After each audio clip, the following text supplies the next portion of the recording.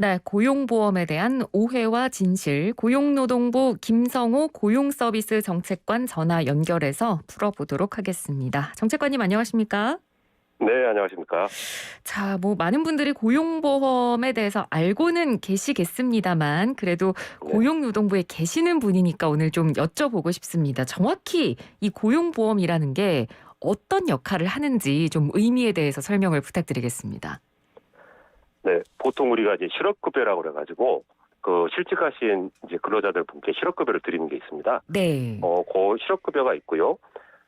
그리고 이제 고용안정이나 직업능력개발 같이 이제 사업주들이 이제 해고 대신에 이제 휴업을 시키는 경우라든지 음. 근로자들의 어떤 능력 개발을 시킬 때, 그러니까 직업 훈련 같은 거를 시킬 때 지원한다든지 네. 어떤 이런 어떤 시책을 하는 게 이제 그 적극적 고용 노동시장 정책이라는 게 있습니다. 예. 요 두 가지를 모두 합쳐서 고용보험으로 저희는 포섭을 하고 있습니다. 그래서 서구에서는 보통 실업보험 이렇게 하지만 우리는 아까 말씀드린 고용안정이라든지 그 직업훈련 이런 부분에 대한 지원까지 포함해서 이제 그 적극적 역할까지 포함해서 고용보험 이렇게 좀 발전시켜 나가고 있습니다. 네, 그렇군요. 그러니까 이 서양 쪽의 어떤 의미보다는 조금 더 포괄적으로 생각하면 되는 거고 그렇습니다. 네. 사후적인 실업급여 지급 외에 네. 사전적인 실업 예방, 그다음에 음. 재취업 촉진 이런 부분까지 같이 고용보험에서 담당한다 이렇게 보시면 되겠습니다. 네, 그러니까 사후 보호 차원에 더해서 이제 예방 차원도 있고 그리고 직업 능력을 개발하는 것까지 이제 좀 포괄적인 의미로 저희가 이해를 하면 될 것 같습니다. 예, 그렇습니다. 네, 먼저 이 고용보험의 의미에 대해서 좀 설명을 해주셨는데, 예. 결정적으로 이제 지난주에 고용보험률이 인상된다는 소식이 이제 전해지면서 관련 기사들이 이런 식으로 나왔습니다. 이제 결국 실업급여 퍼주느라 보험료율이 올랐다. 이런 기사들이 좀 많이 나왔는데, 자, 일단 팩트 체크를 저희가 좀 하나하나 해보도록 하겠습니다. 오른 건 맞죠? 예, 이번에 그 내년 7월 1일부터 실업급여 보험료를 0.2%포인트, 그러니까 1.6에서 1.8로 0.2%포인트 인상하는 걸 의결했습니다. 네. 근데 어떤 기사에서는 이런 지적도 하더라고요. 한 정권에서 고용보험료가 2번 오른 적은 없었다. 네. 네, 이 부분에 대해서는 어떻게 설명을 해주실 수 있겠습니까? 맞는 얘기인데요. 네. 조금 여기에 대한 설명이 이제 필요합니다. 예. 그 과거에 저희가 이제 큰 경제 위기를 겪었습니다. 97년도에 그 IMF 외환위기, 그리고 2008년도에 글로벌 그 금융위기, 그리고 이번에 이제 코로나19 위기. 과거에도 그 IMF 때도 그 0.4%포인트를 올렸고요. 네. 그다음에 그 글로벌 금융위기 이후에도 2011년, 2013년 두 번에 걸쳐서 0.2%씩 그래서 0.4%포인트를 인상을 했습니다. 다만 이게 그 중간에 이제 정권이 교체됐기 때문에 네. 한 정권은 아니고요. 네. 이번에 저희가 그 19년도에 한 번 인상한 게 있고 이번에 두 번째로 인상한 건 맞습니다. 예. 다만 이제 그 두 개 이전 상황하고 좀 차이점이 있는 게 과거에는 경기 위기에 대응하면서 악화된 고용보험 재정을 위해서 0.4%포인트 올린 게 맞고요. 네. 이번에는 19년도 같은 경우는 소위 저희가 그 아까 말씀하신 퍼주기라고 그러는데 그건 아니고요. 이제 고용보험의 보장성이라고 그래가지고 실업급여의 어떤 그 지급 수준이라든지 지급 기간이라든지 이렇게 보호의 정도 이 부분이 우리나라가 다른 나라에 비해서 상당히 다른 OECD 주요국에 비해서 매우 낮습니다.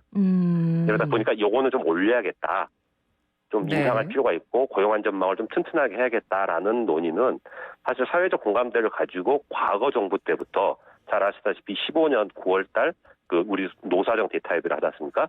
그때부터 이미 요 논의가 합의를 이루어서 쭉 논의돼 오다가 19년도에 이제 법이 통과됐거든요. 네. 근데 그 과정에서 이 부분에 대한 보장성 강화를 어차피 재원이 소요되기 때문에 재정 보강도 같이 하자. 그래서 0.3%포인트 보험료율과 같이 시행을 한 겁니다. 그 과정에서 인상된 게 한 번 있었고요. 네. 다만 이제 바로 이후에 코로나19 상황이 벌어지면서 지금 고용보험 지금 재정 상황이 굉장히 안 좋아진 건 맞고요. 그로 인해서 또 추가적인 그 보험료 인상이 이제 불가피하는데 과거 경제 위기에 비해서는 그래도 인상폭을 좀 저희가 최소화하려고 노력했다. 네. 노사와 여러 지출 효율화 방안, 그다음에 정부 재정 투입을 좀 확대하는 이런 내용을 포함해서 저희가 그런 노력을 했다라는 말씀을 드리고 싶습니다. 예. 보장성이 다른 나라에 비해서는 좀 여전히 낮은 수준이기 때문에 보장성을 그렇습니다. 올리기 위한 것에 대한 논의는 예전부터 계속해서 있어 왔다는 말씀이신 거죠. 그렇습니다. 예. 그거를 위한 어쨌든 재정적인 저희가 대비도 충분히 했었다. 그 과정에 보험료 인상이 있었다. 이렇게 말씀드리겠습니다. 네. 그리고 이런 지적도 있었습니다. 선심성 정책 때문에 보험료율이 인상돼서 노사에 결국 부담이 좀 가중된다.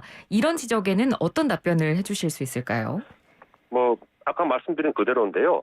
그 선심성 정책이라는 부분이 그 실업급여에 한정해서 보자면 결과적으로 보장성 강화거든요. 네.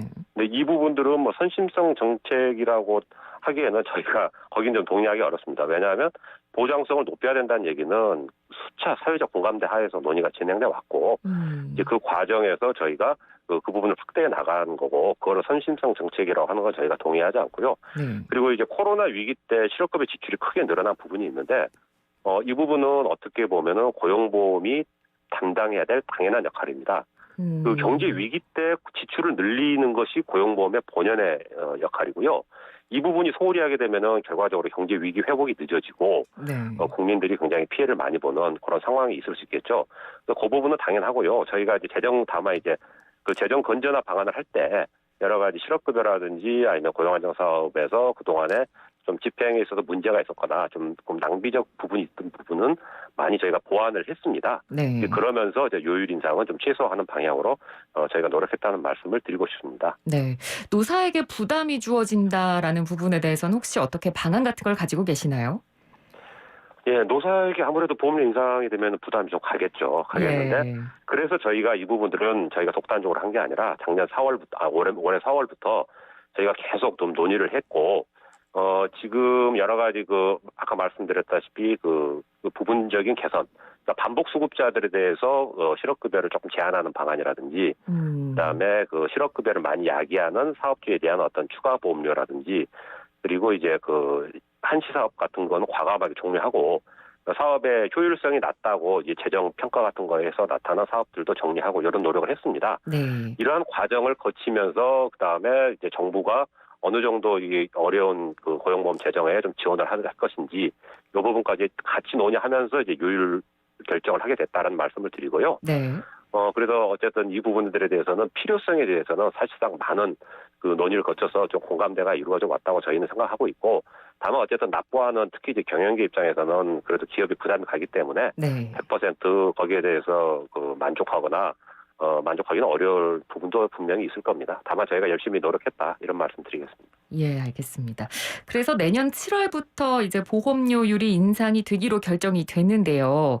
예. 아무래도 이 발표 시기 때문에 조금 더 이런 좀 지적이나 민감한 반응들이 나오는 게 아닌가 하는 생각도 듭니다. 지금 현 정부 임기 말이기 때문에 또 차기 정부로 재정 적자에 대한 책임을 미루려는 것 아니냐 이런 지적도 좀 나오거든요.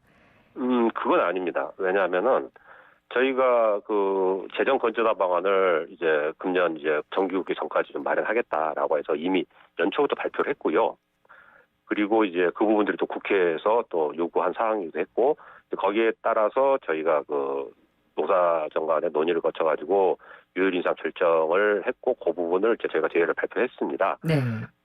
그래서 이제 이 부분은 다만 이제 7월 1일로 간 데는 좀 이유가 있습니다. 왜냐하면 그 코로나가 다시 또 중간에 델타 바이러스 등등을 해가지고 안 좋은 상황에서 내년 상반기에 그렇게 경제가 낙관적이지 않다라는 부분들에 대해서 노사뿐만이 아니라 전문가들도 얘기를 많이 하셔가지고 네. 다만 어려운 시기에 조금 그런 부분에 대한 배려를 했으면 좋겠다라는 의견을 있어서 그 부분들을 저희가 정부가 수용을 한 거라고 보시면 되고요. 그래서 이제 경기 회복이 조금 더 될 것으로 예상되는 하반기 7월 1일부터 올리는 것으로 그렇게 이제 뜻을 모은 거고요. 네. 다만 이제 저희가 올해 안에 이 보험료율 인상에 대한 어떤 입법 절차 관련된 법령 개정을 마무리할 겁니다. 그 얘기는 우리 정부에서 지금 책임을 지고 이 부분에 대한 방안도 마련하고 거기에 필요한 입법 조치까지 다 하겠다라는 것이기 때문에 이 부분들은 절대 차기 정부로 책임을 넘긴다 이렇게 생각할 수는 없다고 저는 그렇게 보고 있습니다. 예, 알겠습니다. 자, 그리고 이 일반 회계 전입금이 1.3조에 달한다는 이야기가 나왔는데요. 이 일반 예, 회계 예. 전입금이라는 개념이 좀 어렵거든요. 이게 어떤 건가요? 그거는요. 이 고용안정 사업이라든지 능력개발이라든지 아니면 또 뭐 실업급여 혹은 뭐 모성보호 이런 어떤 고용보험 사업들이 있잖아요. 네. 근데 여러 사업들이 있는데 이게 지금 원래는 노사가 납부한 보험료로 운영하는 게 보험이지 않습니까? 예.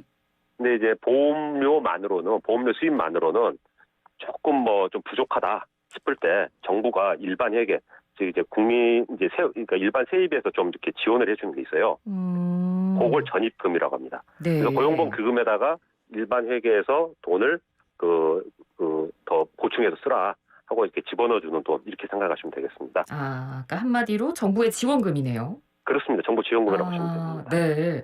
그렇다 보니까 이제 고용보험에서 좀 돈이 모자라는 부분을 예, 결국은 이제 뭐 국민들, 그러니까 예, 노사가 돈을 더 내므로써 국민의 예, 세금으로 부족한 부분을 채우는 거 아니냐. 이런 예, 얘기도 예. 사실 나왔거든요. 예, 이제 뭐 그렇게 하는 기사도 저 봤습니다. 다만 이제 예. 고용보험이라는 것이 이제 노사 보험료로 다 이제 충당이 되면은 가장 바람직하겠습니다만은 음. 경제 위기, 과거에 뭐 외환위기라든지 아니면 이번 코로나 위기 같이 아주 극심한 위기 때는 사실은 보험료 수입으로 충당이 안 되는 경우가 있습니다. 근데 네. 그런 경우에 그러면은 재정 소요가 있는데 그 기금 보험료 수입에 맞춰서 지출을 줄일 거냐?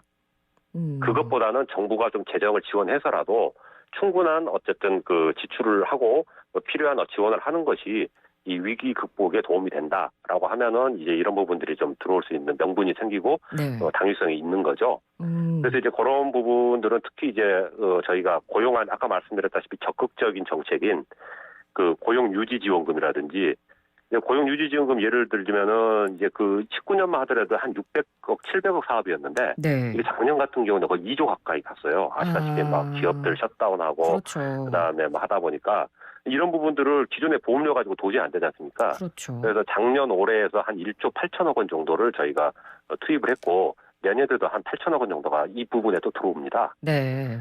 이렇게 해가지고 어쨌든 근로자들이 가급적 해고라든지 고용 조정 없이 휴업 형태로라든지 직장에 계속 고용을 유지하고 있는 것이 가장 바람직하다라고 음. 하고 이분들이 나오면 어차피 당연히 이제 그 실업급여로 넘어오고 실업급여에 대한 부담이 커지지 않습니까? 그렇죠. 그 다음에 또 하나가 이제 고용보험에 적용을 못 받는 사각지대가 우리나라는 좀 많습니다. 다른 나라에 비해서 네. 아직까지 고용 안전망이 촘촘하지 않아서 네네. 아시다시피 그런 부분에 대해서 여러 가지 지원금이 일반 재정으로 많이 들어가지 않습니까? 음. 그걸 전체적으로 봤을 때 정부의 재정이 좀 투입되는 부분에 대해서는 좀 경제 위기라는 좀 이례적인 상황이 감안됐고 네. 그런 부분들이 경기 회복에 있어서 또는 경제 회복에 있어서 또 고용 회복에 있어서 좀 필요했다라는 거고요. 그러한 내용으로 사실은 작년에 7월 28일 날 경제 위기 극복을 위한 코로나 위기 극복을 위한 노사정 협약을 체결했습니다. 네. 거기에도 이런 원칙들이 나와 있습니다. 그래서 저희가 지출 효율을 하고 정부 재정 지원을 확대하면서 그래도 안 되는 부분들은 노사가 보험료 인상을 검토한다. 뭐 이런 어떤 이미 공감대가 이미 있었기 때문에 거기에 충실하게 저희가 논의를 했다 이렇게 말씀드리겠습니다. 네. 그러니까 이미 노사정이 충분히 어떤 공감대도 이뤘고 협의도 어느 정도 이룬 상황이고 그리고 그렇습니다. 사실 코로나19라는 위기 상황 자체가 지금까지 우리가 한 번도 겪어보지 못했던 상황이기 때문에 예, 이런 예. 전례 없는 위기 상황을 어떻게 보면 노사정이 좀 책임을 분담해서 이겨나가자는 차원이셨던 것 같고요. 그렇습니다. 참고로요, 예. 미국 같은 경우에 세 차례 걸쳐서 7,200억 달러, 물론 이게 전체 경기 부양법인데요. 네. 독일 같은 경우에 8,200억 유로. 그러니까 이게 보면은 뭐 거의 뭐 800조, 1,000조 뭐 이렇게 상상을 초월하는 어떤 그 예산입니다. 네. 어쨌든 정부 지원이 근로자들의 고용 보호, 고용 음. 유지, 그다음에 미국 같은 경우는 이제 실업 수당에 대한 상당 부분 추가 급여에 대한 재원 이 부분들을 마련을 했거든요. 네. 근데 이런 부분에 대해서 우리나라의 어쨌든 그 정부가 고용보험에 대한 지원이 다른 나라에 비해서 굉장히 과다하다. 오히려 거기에 비해서 굉장히 부족하다라는 부분들을 많은 전문가들이 좀 지적하고 있는 상황입니다. 네, 알겠습니다. 자, 그럼 지금까지 이제 쭉 설명해 주신 것처럼 이 예, 고용노동부에서 이번에 마련한 재정 건전화 방안들 이런 것들이 이제 실제로 예, 시행이 되면 예. 고용보험기금 상황이 얼마나 어떻게 좋아질 수 있는 건가요? 어느 정도 개선이 됩니다. 그래서 음. 그 보험료 인상과 그동안에 저희가 한 지출 효율화, 그다음에 정부 지원 확대 이 부분들을 종합해 보면 제가 원래 2023년부터는 기금이 고갈돼야 되거든요. 네. 이런 조치가 없었다면은. 근데 그때부터 이제 재정 수지가 개선되기 시작해서 한 2030년 정도까지 되면은 굉장히 그 한 법정 적립배율을 이룰 정도로 재정 수지가 많이 개선이 됩니다. 예. 그래서 이 부분들은 이제 추가적인 장래에 어쨌든 고용리가 오더라도 대응할 수 있는 수준 그 정도까지 회복은 가능하다라고 말씀드릴 수 있겠습니다. 네. 이렇게 전 국민 고용보험 로드맵에 따라서 고용보험 적용 대상이 확대가 되면 혹시 예. 뭐 기금 재정 수지 자체에도 영향을 주는 게 아닌지 좀 걱정된다는 분들도 계시거든요. 이런 부분에 대해선 어떻게 설명이 네. 가능할까요? 그건 굉장히 오해입니다. 일단은 음. 첫 번째로 저희가 이제 그 전국민 고용보험 하면서 특고나 예술인 분들에 대한 어떤 고용보험 적용을 하고 있는데 네. 급여를 일단 이분들에 대한 수급 요건을 일반 근로자보다는 강화를 했고요. 이제 그래서 그 부분들 종합해 보면 향후 5년간은 약 2천억에서 4천억 정도 재정 흑자가 생깁니다. 네. 그리고 나중에라도 이 부분들에 대한 문제가 있으면 제가 제도 개선을 통해서 재정 균형을 하도록 한다는 그런 입장이고요. 그 전에 제가 말씀드릴 수 있는 게 이 전국민 고용보험 같이 고용 안전망에 이제 확대하는 거지 않습니까? 이 부분은 저희는 장기적으로는 오히려 재정 절감에 기여한다. 이렇게 보고 있습니다. 왜냐하면 네네. 이번에 경제 위기 때 우리 아시다시피 고용보험 사각지대가 되게 많지 않습니까? 그렇죠. 이 부분들을 예. 전부 일반 회계 재정으로, 그러니까 세금으로 다 이제 지원을 한 거예요. 뭐 긴급 고용안정지원금이라든지 각종 무슨 그 직접 일자리 확대한다든지 전부 일반 재정 회계인데 네. 만약에 이분들이 고용보험에 가입이 돼 있다라고 한다면은 고용보험이라는 어떤 고용안전망의 체계에 의해서 체계적인 보호를 받을 수 있었지 않겠습니까? 네. 그리고 아시다시피 이게 고용보험이라는 게 그냥 정부가 주는 게 아니고 전부 기여를 기반으로 하는 겁니다. 보험 원리에 따라서. 평소에 납부를 하고 그 재원을 가지고 위기 때 대응하기 때문에 훨씬 안정적인 대응이 가능하다라고 네. 말씀을 드릴 수 있고 그래서 이런 사각지대가 있고 경제위기가 닥치니까 지금 우리가 재원 확보하는데 애먹었죠. 급하게 이제 전달책에 뿌리는데 애먹었죠. 그다음에 이 부분들에 대해서 집행하는데 애먹었죠. 그러면서도 보호 수준은 고용보험에 비해서 훨씬 미치지 못하는 이런 걸 지금 봐왔지 않습니까? 네. 그래서 이런 부분들을 평소에 기여금, 그러니까 보험료를 기반으로 한 고용안전망을 구축하는 게 오히려 보호도 충실하고 그리고 이제 재정에도 상당히 그 재정 절감에도 장기적으로는 굉장히 긍정적인 영향을 미친다라는 말씀을 드리고 싶고요. 네. 이 부분이 잘 돼야지 그 사회가 그 여러 가지 유연해지면서 또 활성화되고 그런 기반이 된다 이렇게 말씀드리고 싶습니다. 예, 알겠습니다. 참 오늘 이 말씀을 나누면서 제가 드는 생각이 사실 우리가 보험이라는 이 개념 자체에 대해서 약간 좀 예. 편견을 가지고 있는 게 아닌가 싶습니다. 우리나라가 유독 좀 그런 것 같기도 하고요. 보험이라는 게 뭐 내가 보장을 받지 않으면 필요 없을 것 같고 나에게 당장 위기가 닥치지 않으면 보험이 무슨 소용 있나라고 생각하는 경우가 많거든요. 그렇죠. 그래서 아마 고용보험에도 약간 부정적인 시각이 좀 늘어나는 게 아닌가 또 그런 생각이 드는데 이제 끝으로 이 고용보험 그 실업급여를 바라보는 어떤 시각이나 이해에 대해서 우리 정책관님이 좀 당부의 말씀을 해주신다면요. 간단히 말씀드리면요. 고용보험이 경기 변동에 영향을 가장 받는 게 고용보험입니다. 네. 경제 위기 때 굉장히 이 부분들이 그 사회 고용 안전망, 그다음에 소득 지원에 큰 역할을 하고 특히 이제 실직하신 분들이나 아니면 그 기업이 어려워서 고용 지원들을 해고해야 될 위기에 놓인 사업주들 이분들 어려울 때 힘이 되는 게 고용보험입니다. 예. 그리고 아까 보험이라는 것은 기본적으로 연대에 입각한 거거든요. 특히 고용보험이라는 것은 사회적 연대입니다. 네. 그러니까 보험 가입자 간에 어떤 분은 낸 것보다 조금 혜택을 본다. 어떤 분은 좀 많이 본다. 하더라도 그 부분의 위험에 대해서 우리가 연대해서 이 위험을 대처하자라는 게 기본 정신이거든요. 네. 예를 들면 건강보험료를 똑같이 납부하지만은 병원 한 번도 안 가는 사람이 있어요. 그렇죠. 그리고 몸이 좀 안 좋아서 병원에 자주 가시는 분들이 있어요. 그래서 뭐 병원 한 번도 안 가신 분들이 의료보험, 건강보험 필요 없다. 이렇게 얘기할 수는 없지 않습니까? 네. 언제 어떻게 또 그 질병이라든지 사고라든지 이런 부분들이 일어날지 모르고 그 고용 상황도 마찬가지거든요. 언제 경제위기가 닥칠지 모르고 개인적으로 언제 실직할지 모르고 그런 위험을 어쨌든 우리가 연대에 입각해가지고 사회적 연대 의식을 발휘해서 여기에 대해서 대응하자라는 게 이제 고용보험이고 실업급이기 때문에 네. 그 개인 나의 관점에서 보시지 말고 이 사회적 관점에서 좀 폭넓게 이해해 주시고 이 부분에 대해서 그 재정 안정화의 어떤 필요성이라든지 이런 부분에 대해서 좀 이해를 저희가 좀 부탁드리고 싶습니다. 네, 고용보험도 의료보험과 같은 개념이라고 생각하시면 될 것 같고 고용보험은 그렇습니다. 위험에 대한 사회적 대응이라는 맞습니다. 연대 대응이라는 면에서는 같습니다. 네, 고용보험이 꼭 사회적 연대라는 거 이 부분도 그렇습니다. 저희가 좀 알아두면 좋을 것 같습니다. 오늘 말씀 잘 들었습니다. 고맙습니다. 예, 감사합니다. 네, 지금까지 고용노동부 김성호 고용서비스 정책관이었습니다.